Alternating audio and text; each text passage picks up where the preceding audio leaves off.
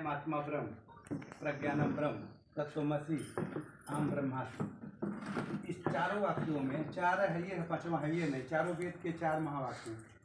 ऋग्वेद का तत्वमसि, आयुर्वेद छठवें, चारों के अलग अलग ये महावाक्य हैं। उसके निष्कर्ष बात बनाए हुए हैं। हम कहीं आप ही का है, हम अपने से नहीं बनाए हैं।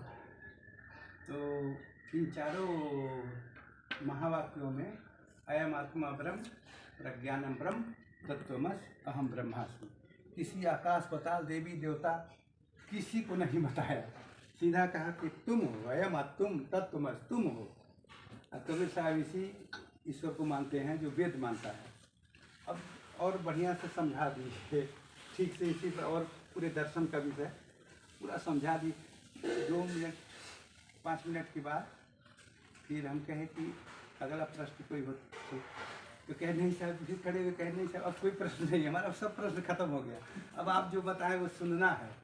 तो फिर हम कहे ठीक नहीं, कुछ पूछना चाहें, कोई शंका हो तो कहेंगे नहीं अब पूरी बत्ती है, हमको कुछ नहीं पूछना है। तो फिर कहे एक जनी फिर खड़े हुए तो कहे हाँ ये थोड़ा सा छोटा सा है कि कबीर साहब तो मूर्ति मंदिर फोटो वोटो का सबका खंडन करते हैं, इसमें मत पढ़ो, आप खुद मूर्ति का नामकरण कर रहे हैं। ये तो एक शंका हो रही है कि मूर्ति ये लोग संत लोग भी यहाँ, हम लोग हनुमान जी मूर्ति खंडन करते हैं, आप मूर्ति खुद मंदिर बना दिए। हम कहते नहीं, तब उनको फिर समझा दिए। हम कहते देखिए वो मूर्ति जो लगाए हैं हनुमान जी ईश्वर जी, उसमें इसमें भारी फर्क है।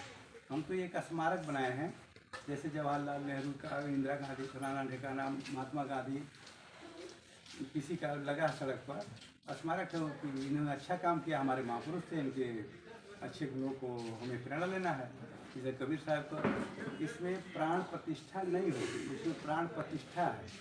प्राण प्रतिष्ठा कर देंगे तो मानवीकृत हो गया। उसमें मानते हैं कि जीवित विग्रह हो गए, उनको भोग लगाओ, पंखा लगाओ, पंखा हमको, उनको पानी दो, वो सब जो मानवीय क्रियाकर्म है सब उसमें लागू हो गया। रात दिन उन्हीं पीछे पड़े रहे। तो संत लोग कहे वेद हमारा धर्म का सब कह रहे हैं कि इसके पीछे क्यों पड़े रहे। हमारा गीता खुद कह रही है कि उत्तमा सहजावस्था, मध्यमा ध्यान धारणा, मंत्र तिथियोच, मूर्ति पूजा अधमा। गीता हमारा दर्शन खुद कर रहा है कि मूर्ति पूजा अधम काम है, बहुत बच्चों का छोटा प्राइमरी काम हो गया। वो तो एकदम मंत्र संति से है सहजा अवस्था, जो कबीर साहब उत्तम अवस्था बोलते हैं। सहज साधना, सहज धर्म, सहज मार्ग, सहज विचार, सहज रहनी, सहज सब कुछ सहज, सहजे सहजे सब गया, सुतवित काम एक में भूल रहा दास कबीरा राम। इसमें वो मूर्ति पूजा नहीं होगी, यहाँ तो स्मारक है। और वो मूर्ति पूजा का मतलब प्राण प्रतिष्ठा, यहाँ प्राण प्रतिष्ठा का मना कर दिए कि प्राण प्रतिष्ठा मत करो। कर दो, अपने बेटे को तो देख नहीं पा रहे हो, पिता को पानी दे नहीं पा रहे हो, एक जन और बैठा लो, और जबकि इनको पिता को 2 घंटा नहीं दो चल जाएगा, लेकिन भगवान को बैठाए अगर मर्यादा से पूजा नहीं होगी, मर्यादा से देख रहे हो तो बहुत बड़ा पाप लगता है। किसी को आप लोग जान भी लीजिए, गाँव में कहीं भी फोटो मूर्ति मत रखा करिए, अगर रखते हैं तो उसको मर्यादा देना पड़े, उधर पैर न करिए, उधर और सिर न हो जाए, उनके समय पर उनका अगर कोई धूप दीप हो, कुछ सब नियम बने हुए हैं। उस नियम के नहीं होता है, और लगा दिए और कभी जाके जैसे कर दिए 4 घंटा पर, और कभी 2 दिन कर नहीं किए तो वो मर्यादा भंग होती है। इसलिए मना किया कि ऐसा मत किया करो, अगर लगाओ तो ठीक से थोड़ा ध्यान दो, आदर करो उनका। जैसे पिताजी का आदर करना है टाइम पर, उसे उनका भी करो। इसलिए जब डायरेक्ट माता पिता, बड़े चाची चाचा नाना, दुनिया भर का पत्नी बेटी बेटा, इनका कर ही नहीं पा रहे हैं तो एक और बैठाने का काम है।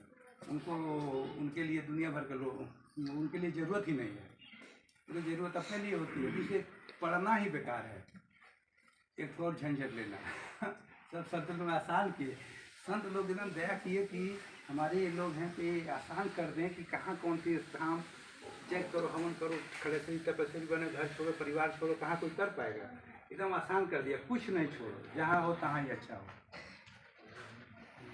वृत्तियों के विकार को छोड़ो, अभिमान को, काम को, लोभ को, मोह को छोड़ो, बस अंदर जो शुद्ध हो, हृदय बसे ते राम ने जाना, हृदय में राम है उन्हें पहचानो, और शुद्ध भाव से सबका सब।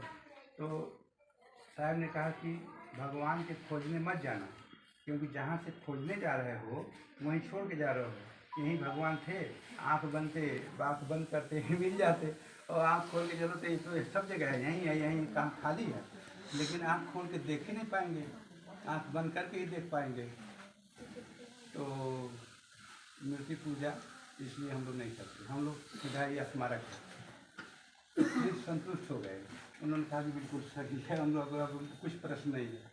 तो ऐसे जैसे अखंडी पखंडी लोग पहले नहीं, ऐसा 4 घंटा बताते हैं अपना सिद्धांत लेके, कोई सिद्धांत ऐसा कुछ डार्क है ही नहीं है। सिद्धांत इतना संत, सदगुरु साहेब, संत लोग, कोई भी संत, सब कुछ साफ सुथरा बताया, कहीं कोई शंका का उसमें मार्ग रखा ही नहीं। आज 4 घंटा उसमें कोई बहस करता है तो मतलब कोई समझ बतिए नहीं समझ रहा है वो कहे क्या है।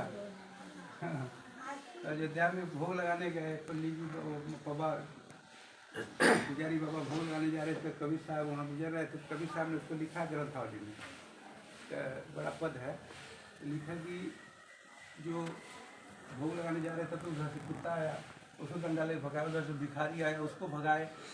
तो कबीर साहब कह रहे हैं, साक्षात भगवान द्वार से भूखा जाई, पत्थर को भोग लगाई। पत्थर को भोग लगाता, साक्षात कुत्ते के रूप में, भिखारी के रूप में भगवान आए, उनको भगा दिया। तो कई लोग समझते हैं कि मूर्ति की आलोचना कर रहे हैं।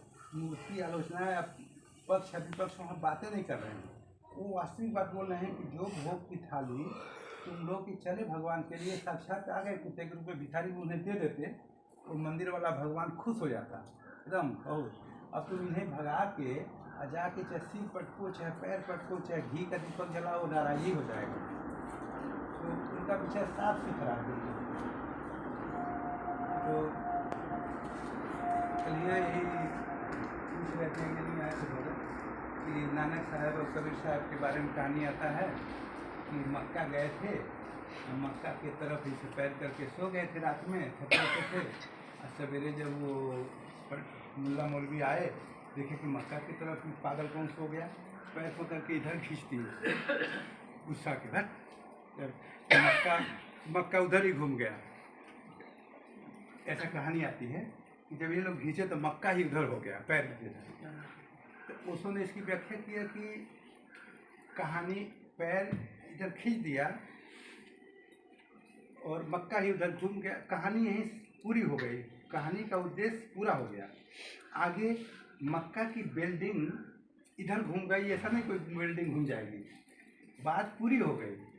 बात ये हो गई कि मक्का की तरफ पैर करके सोए, उन्होंने देखा कि चारों तरफ भगवान ही है, कब्र में किधर पैर सो रहे, तो क्या जिधर ज़्यादा हो उधर कर लेते हैं।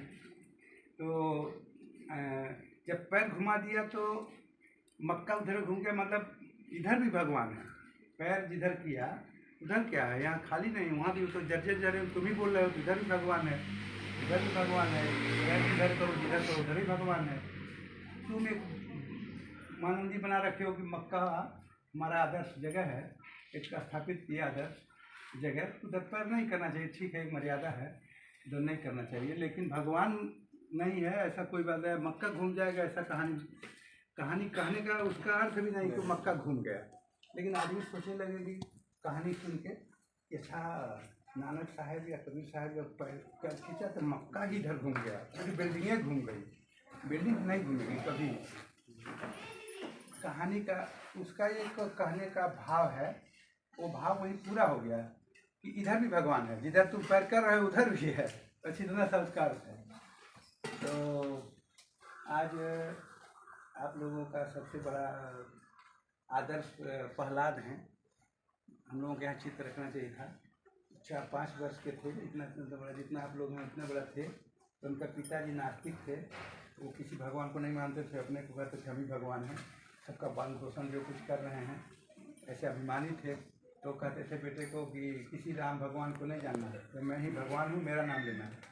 तो उसी पर वो प्रहलाद कहे कि नहीं, भगवान तो राम है, अलग हैं। हाँ, ये पिता तो तुम आप कैसे भगवान होंगे, आप तो आपको भी तो राम भगवान बनाए। तो वो मानता ही नहीं था, क्या मारो इसको, 2 थप्पड़ मार दिया, क्या हमको कौन बनाए, तो वो उनको समझ में नहीं आता था। तो इसी के लिए वो विरोध में रहता था, वो राम को छोड़े नहीं।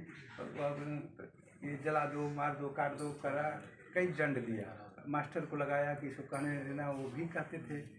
फिर स्कूल में भी बच्चों को लेके कबीर साहब ने भी लिखा इसका कि भला कोई पढ़ाई, बच्चों को लेके प्रहलाद राम राम कहवाते थे।